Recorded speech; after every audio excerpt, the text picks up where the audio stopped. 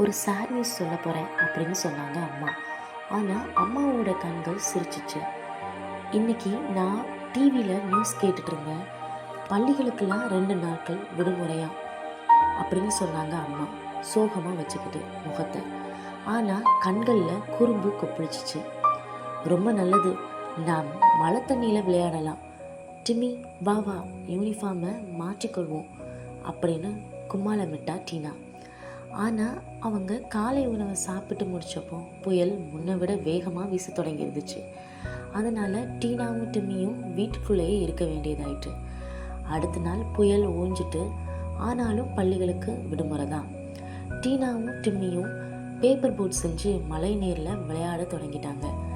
அதுக்கப்புறம் சற்று தொலைவில் உள்ள மாடிக்கு போக தீர்மானித்தாங்க, அங்கே உள்ள ஃப்ரெண்ட்ஸோடு விளையாடுறதுக்காக. வழியெல்லாம் சேரும் சகதியுமாக இருந்தாலும் இவங்களுக்கு ஒரே சிரிப்பு, ஒரே கும்மாளம். அங்கே போய் பிள்ளைகளோடு சேர்ந்து விளையாட தொடங்கி ஒரு சில நிமிடங்களில் நானும் விளையாட வரட்டுமா அப்படின்னு ஒரு மழலையோட குரல் கேட்டுச்சு. டீனா திரும்பி பார்த்தா அவளுடைய அடுத்த வீட்டில் இருந்த 3 வயது ஜோனி குட்டி நின்றுட்டு இருந்தா.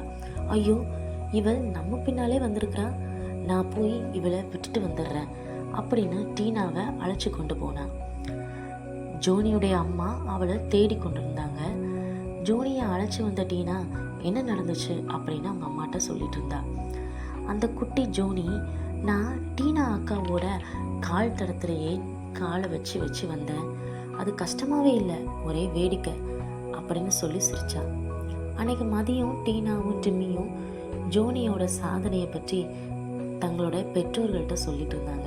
அதை கேட்ட அப்பா, ஏதாவது ஒரு வகையில் யாராவது ஒருவர் நம்ம பின்பற்றி வந்துட்டே இருக்காங்க, அதை நாம் எப்போதும் நினைவில் வச்சுக்கொள்ளணும் அப்படின்னு சொன்னாங்க. என்னப்பா சொல்கிறீங்க, ஜோனி இதற்கு முன்னால் இப்படி வந்ததே இல்லை அப்படின்னு சொன்னா டீனா. ஜோனி சேற்றில் இருந்த உங்கள் கால் தடங்கள் மீது காலை வச்சு உங்களை பின்தொடர்ந்து வந்தா, மற்றவர்களோ கிறிஸ்தவர்களாக நீங்கள் எப்படி நடந்து கொள்ளுகிறீர்கள் என்று பார்த்து உங்களை பின்பற்றுவாங்க அப்படின்னு சொன்னாங்க அப்பா. மேலும் உங்களுடைய முன்மாதிரியை பார்த்து மற்றவர்கள் தேவனை பின்பற்றக்கூடும் அல்லது தேவனுக்கு பிரியமில்லாத காரியங்களை செய்யக்கூடும் அப்படின்னு சொன்னாங்க. நம்மளோட நிலைமை என்ன? நாம் எப்படிப்பட்ட முன்மாதிரியாக இருக்கிறோம்? நாம் எப்போதும் எங்கும் தாமதமாக போகிறோமா? நாம் பொய் சொல்கிறோமா? அப்படியானா அதை யாராவது கவனிச்சுக்கிட்டே இருக்கக்கூடும். நாம் மற்றவர்களுக்கு உதவுகிறோமா? எப்போதும் சிரிச்ச முகத்தோடு இருக்கிறோமா? அதையும் யாராவது கவனித்து அப்படியே செய்யக்கூடும். நம்மளை மற்றவங்க கவனிச்சுக்கிட்டே இருக்கிறாங்க, நல்ல முன்மாதிரியாக இருப்போம். ஒரு வசனம் இப்படியா சொல்லுது, நீ எல்லாவற்றிலும் உன்னை நற்கிரியைகளுக்கு மாதிரியாக காண்பி.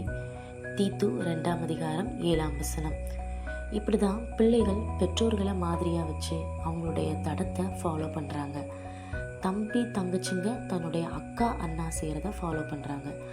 ஒரு அழகான விபிஎஸ் பாடல் இப்படியா சொல்லுது, உன்னை பார்த்து நான் நல்ல வழி செல்ல வேண்டும் அண்ணா, உன்னை பார்த்து நான் நல்ல வழி செல்ல வேண்டும் அக்கா, வம்பிழுக்கும் அண்ணாவே உன்னை நானும் பார்க்கையில் எந்த வாயும் நீளுவது தப்புதான், ஆமா தப்புதான், வம்பிழுக்கும் அக்காவே உன்னை நானும் பார்க்கையில் எந்த வாயும் நீளுவது தப்புதான், ஆமா தப்புதான், தன்னை தந்ததற்காய் உன்னை தந்தால் என்னை நானும் தந்திடுவேன், நல்ல வழி காட்டுவாயா அண்ணாவே ஏ அக்காவே, தன்னை தந்ததற்காய் உன்னை தந்தால் என்னை நானும் தந்திடுவேன், நல்ல வழி காட்டுவாயா அண்ணாவே ஏ அக்காவே, உன்னை பார்த்து நான் நல்ல வழி செல்ல வேண்டும் அண்ணா, உன்னை பார்த்து